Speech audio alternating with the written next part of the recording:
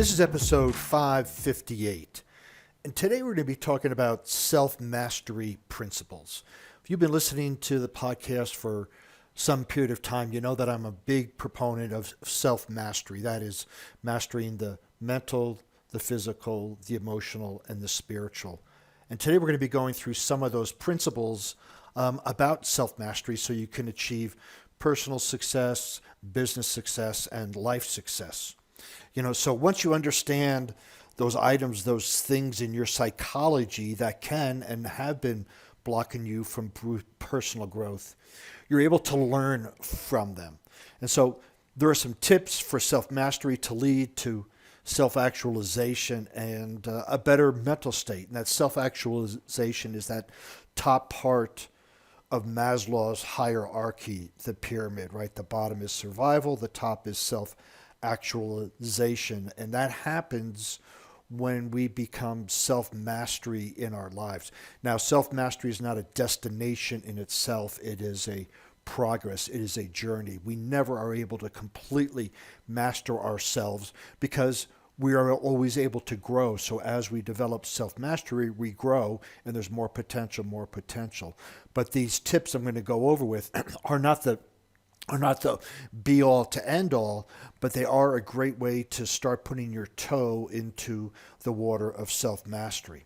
So the first one is, as you're going through self-mastery, is to accept resistance, right? Accepting resistance can bring positive change because what we resist persists. And when we accept the resistance, it kind of goes away. So it's easy to be down on ourselves when we tend to get in our own way, but self-acceptance and compassion are needed. And this is accepting resistance. So you may be going after a goal and you get some pushback from the results, or you get some pushback from your own mental conversations. But when we can accept the resistance, and this is where grit comes in. Grit is keep going no matter the pace. We keep going. The perseverance or resilience is that when we hit setbacks, we keep going. So one is when we hit setbacks, do we keep going? And the other is no matter how long it takes, no matter what happens, we keep moving forward one step at a time. And when we can accept that resistance, the resistance tends to diminish. We want to develop a compelling vision.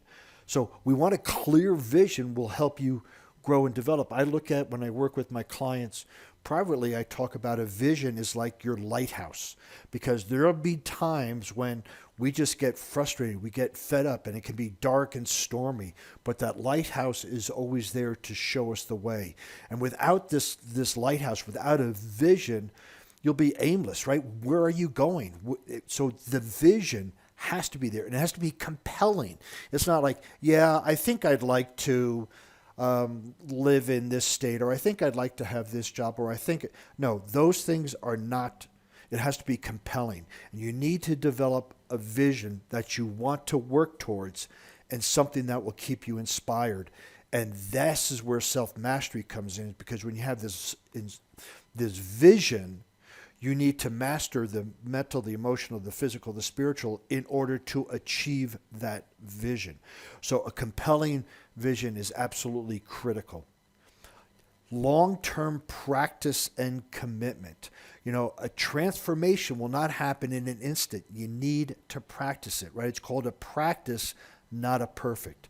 So no matter what you're working on, anything from developing communication skills to meditating, your brain needs time to make new connections, and it needs to be repeated. I remember when I first started CrossFit, there was a lot of moves I've never did, and I was fumbling all over the place. And what was interesting is that as I practiced it the very first time, you could just tell I was a beginner. Then in 2 days, we did the same move over again, and I was better. And then I researched the brain.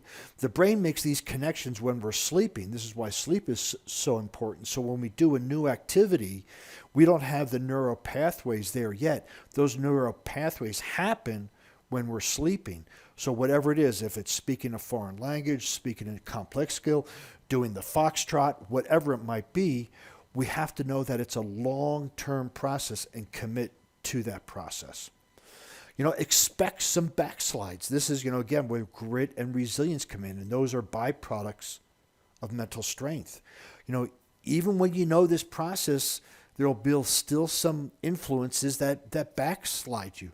And it's going to happen along the road. If you know this, it won't get discouraged, right? So when I climb up a mountain, I know there's some times I'm going to need to backtrack and go up a different path, and I'm prepared for it. So it doesn't throw me off. And this is the same thing as success or self-mastery is not a straight line. We may have to backslide, quote, a little bit, take 2 steps back so we can take 4 steps forward in another direction. But if we think we're just going to go from point A to point B as a straight line, we're setting ourselves up for failure. So part of self-mastery principle is expect some backslide. It's not negative thinking. It's just the way life is. What happens is if we have a Pollyanna effect and think that nothing's going to happen, and it does, it's going to take us out of the game, and we're going to give up, and we'll never be masters of ourselves. Moderation is key. We often allow excitement, right, to take over our path. We see a change right away outside our doors, and we get all excited, and we go full blast. And so, self-mastery is not a fast thing. It's going to take time. Any of the skills, the physical, the mental, the emotional, when we see a little bit of change, right? We see a little bit of positive. Maybe we're working on the spiritual and the law of attraction, and we get some new income, and we get all excited, and we go fast, and we want to do more and more and more. We think putting more into it, but moderation is the key. When you're cooking, some people think if a pinch of salt is good, then a handful of salt is better. No. Moderation. So when you look at how you prepare your food, it's the spices, just a little bit here, a little bit there, that make it very flavorful. Same thing with life. Our moderation is the key to it. If we go and just do, I'll use weightlifting, for example. If we just do bench press every day because we love it, we're not going to be a complete physically aligned and attuned person. So moderation, no matter what part you're working on, the mental, the emotional, the physical, or the spiritual, moderation. When you start seeing success, great. Now continue at a pace that you can maintain. Look at the bright side. Yes, this is basically positive thinking. If you take yourself or your growth seriously, then you will delay your efforts. So we want to be committed to it, but we don't want to be so anal about it. We want to have fun.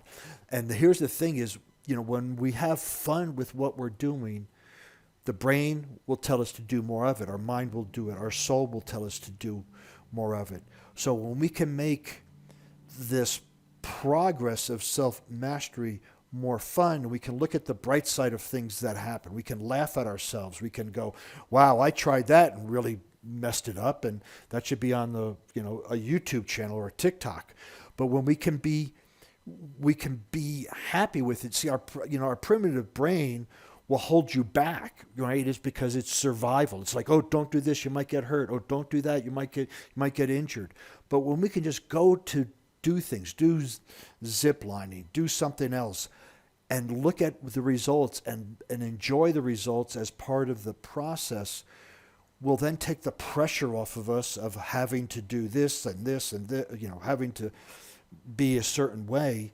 And then we can just have fun with life. Set small goals. Again, if you've been listening to the podcast for any length of time, I'm a big believer in goal setting and, to go along with self-mastery. But goals, there could be, hours on goals. There's some great stuff on goals.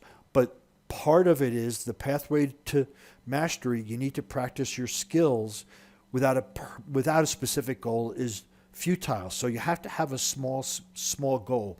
If it's the physical, if it's physical and you want to become more mobile, you set a small goal as I want to be able to do a sit, reach, stretch 1/8 of an inch more next week than I did this week, as opposed to, I want to do a complete fold. So while keeping this in mind, you'll remain focused because it's a smaller goal can help you to keep track of your progress.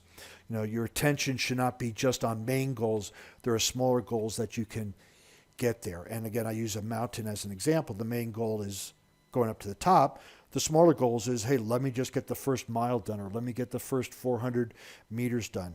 And when you can set these small goals, the small goals help you achieve the larger goal. And when you can set those small goals, the Navy SEALs are really famous for this. When they're going through their training, it's just a small goal. Let me just one more minute, just to run to the next phone call. Let me run to the next tree. And you set these small goals, and then eventually you do accomplish your larger goal. Develop physical energy. This is There was a book, there still is a book called the Power of Full Engagement. And it talks about how energy, not time, is our most precious resource.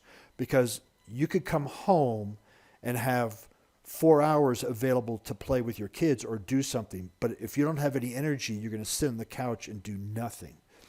So we need to develop that physical energy to keep us going. That requires a good night's sleep, balanced meals, exercise, proper posture, breathing. All of these things help generate physical energy, because without physical energy, we're not going to participate in any other self-mastery principles, whether it's physical, mental, emotional, or spiritual. Even for meditation, if you wanted to do that, if you're too tired because you don't have enough energy, you'll fall asleep.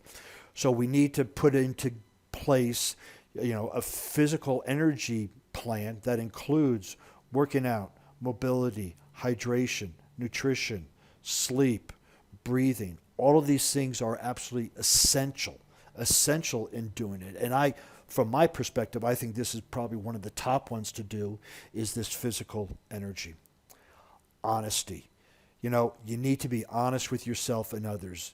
Don't allow your ego to get larger, and do not allow it to deflate you either, right? The ego, we need to train that. It's important to be honest and keep your lives free from lies that hold you back from your true feelings. And these lies, and that's a very strong word, and we tend to buffer that. Oh, you're BSing me, you're doing this, or you're doing that. No, but when we use the word lie, it has a bigger impact on us. So if you tell yourself you're going to go to the gym at 5 o'clock in the morning and you don't go, you lie to yourself. So you need to know where you're lying to yourself and where you're lying to other people, and then shift that around and be honest. So let's just say that you swore off processed foods, and you hired a coach, and the coach says, how are you doing? And you go, oh, I'm doing great. I haven't had anything. But you had, a box of cookies. You're lying. Lying, and that takes away our energy. It takes away our self-esteem. It takes away so many things. Lying, better just to own it. You know what? I backslid, and I ate a box of Oreos. The coach will go, okay, what can we put in place to move forward? So being honest is allowing you to correct any mistakes that might have happened. Empowering rituals. All the greats have a ritual they perform so they can get on their best performance. Tony Robbins is wonderful for his rituals in the morning. And you can have a daily ritual as well. And it's not, I wake up, I have coffee, I brush my teeth. No, we want to have an empowering ritual. Mine, for me, empowers me. I wake up at 4, I meditate, I go to the gym. When I work out, I do a warm-up, I do my workout, I do my stretching, and I come back, and then I have breakfast. So that's my empowering ritual. Then when I'm in the shower, I have affirmations that I say to myself. Those are things that I do. If you wake up and put on the news immediately, or check Facebook, or check Instagram, that's not empowering. That's not helping you achieve self-mastery. So I definitely would encourage you to look at how can you change your ritual. And also at night, I have a ritual. I shut down early. When I go into bed, I put on some earbuds. I listen to affirmations or hypnosis, and I start to fall asleep. And I fall asleep listening to good things. And that's my evening ritual. So those things are empowering. I encourage you to create a morning ritual, empowering ritual, and an evening empowering ritual. So self-mastery is about progress, not perfection. In this way, you'll always be refining different areas of your life to focus on. When you know it's progress, not perfection, we can have fun with it. We can enjoy the process. We can enjoy the journey, which is what life is about. If you'd like to see the show notes on this podcast, please go over to warriormindcoach.com. While you're over there, you can find some blogs, blog posts on different topics, as well as other podcasts. And while you're on the internet, please follow me on LinkedIn, Facebook, Instagram, and Pinterest under Warrior Mind Coach.